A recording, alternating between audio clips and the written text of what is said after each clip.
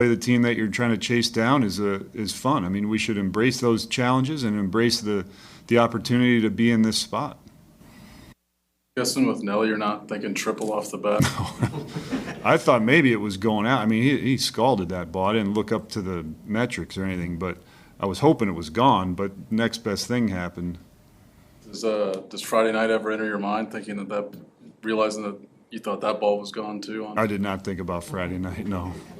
No, he was trying not to think about Friday night when Velazquez had hit a 380-foot fly ball to left center that would have been out in 21 different ballparks, but fell short as the Royals had rallied from 11-2 down to 11-8 and would have tied the game with that. Instead, they'll settle for the big triple and the walk-off win this time around. And indeed, that win was executed by one Nelson Velazquez. He has not been playing hitting the way he did last year. In fact, he was pretty bad most of the year, starting to come around a little bit now. He didn't start in the game. He ended up pinch hitting in this particular case for Adam Frazier, and he's just a delightful guy, big smile on his face all the time, even when things aren't going so well. So fun to hear him talk about when he started to get ready, his approach, and everything else for this fun day for him. I was preparing myself in the cages for any situation that came up in the ninth inning, and was talking with my hitting coaches, and they told me that he can throw this pitch. He throw this pitch a lot with men in scoring position, so just get ready for it. So I just set myself to go out there and look for the splitter. So he showed me that splitter, and in the sun, so I get able to hit it. Three out of the box, so it's going pretty fast out there. Are you thinking three right out of the box? Triple. Well, when I hit it, I know it wasn't homer. It was two land drives. And I say, no, I had to run. I was thinking I'd stay second, but I say, hey, you have to go third. I had to put that run on 90 feet away. So I just put myself in that position and go there. You were saying how last season, a couple other approaches before, you used to try to hit it over the Hall of Fame, but now you're having a little more controlled swing. Talk about your approach to these type of moments, not just today, but just approaching, just trying to make good contact. Man, just trying to stay to the middle of the field. Every time I go there, sometimes we get too excited and try to pull and hit the ball over the Hall of Fame. But the couple last week I've been staying to the middle, trying to get a good swing, and good thing gonna happen. When you make a good swing, just trying to control myself when I go out there, and that's all I've been trying to do. You said you feel good anyway to get this hit, but after Friday night coming up about 5 feet short, what's the significance of putting it, getting it down this time? Man, everyone think that was a homer. I thinking too. It doesn't go, it's safe, but it's baseball. Good thing can happen, bad thing can happen. I just set myself, go back home, and prepare myself for the next day. And everyone wanted it to go and everyone celebrate, but it doesn't happen. So today was another day, so we have to stay ready for it. What has the work been like for you over the past couple of weeks to start feeling like yourself at the plate again? Just watching some video from last year and trying to stay back, don't jump a lot in any pitch, and that's what I've been working on. Not only myself, been working with the coaches. You have to give them the credit too, because they've been working with me so hard. And just either starting the game or coming up in the 8th, 9th inning, I have to be ready and thinking, stay to the middle, stay back, and be ready for everything coming in the sun. What time did you start getting ready for that at bat, knowing you might come up? I start getting ready on the 5th inning. The 5th inning is when normally you start stretching and doing some swing, preparing for any situation, not only for those situations that happen today either. You don't want it, but if someone get hurt or something, you have to get ready to get into the game. And sign the 5th inning, I was getting ready. How much momentum does this give you guys going into a big series this week against the Guardians? As a team, as a family, we prepare mentally. So just getting ready and putting everything together as we was doing a couple weeks ago, and that's something that we've been talking about.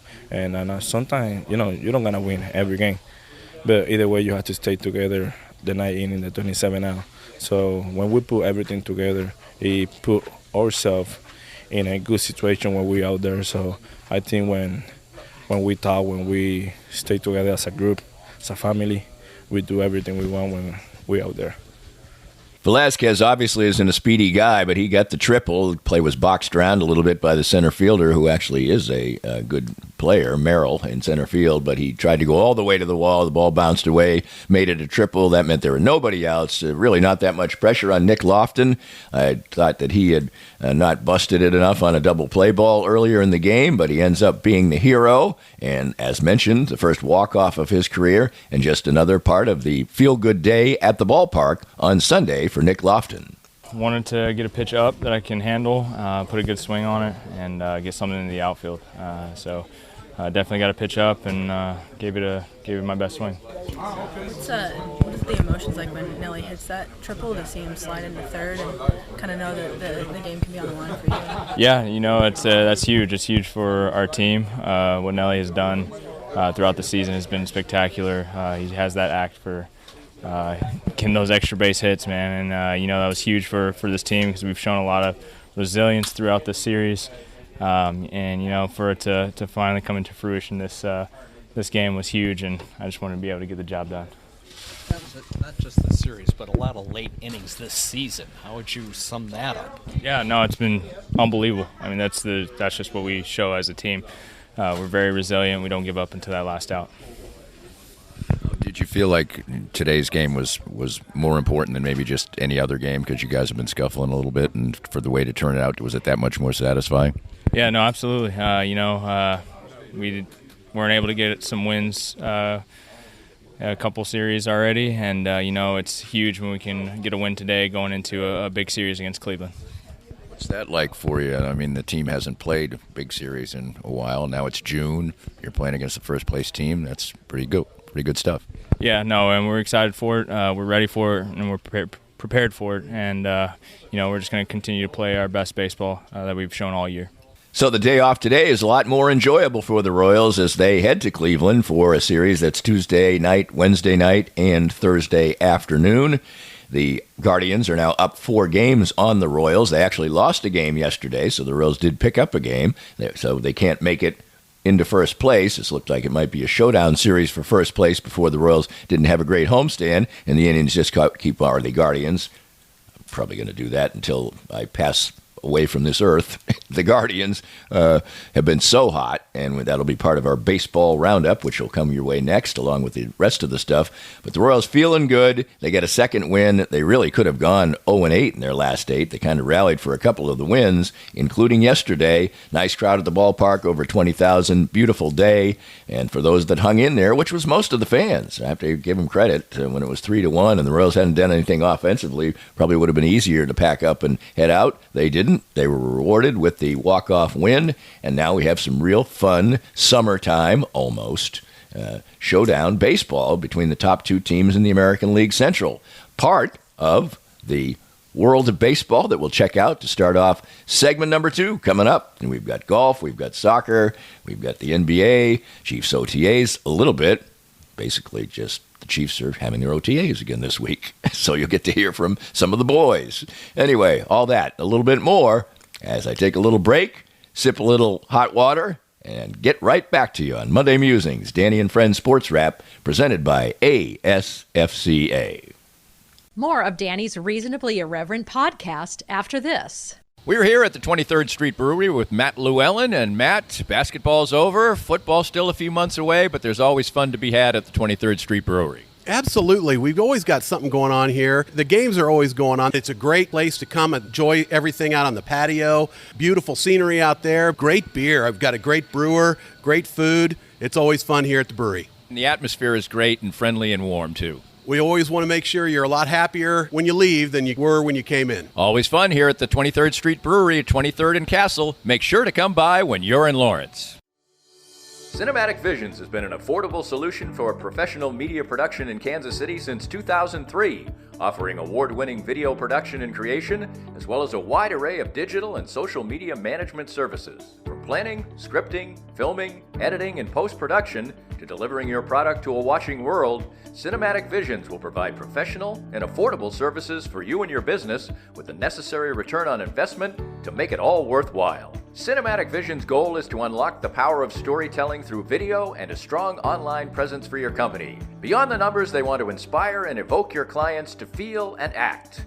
Let my friends at Cinematic Visions embed your brand where it belongs, in your customers' minds. You can find them online at cinematicvisions.com or with a quick phone call at 816-600-6300. If you'd like to join these and other fine sponsors and market your business on Kansas City's #1 rated podcast, contact us at Danny@DannyClinkscale.com. Look forward to working with you. Welcome back. You heard Matt Quattoro during the course of his interview reference the fact that he didn't think there were any easy or hard games or whatever as far as the world of baseball is concerned.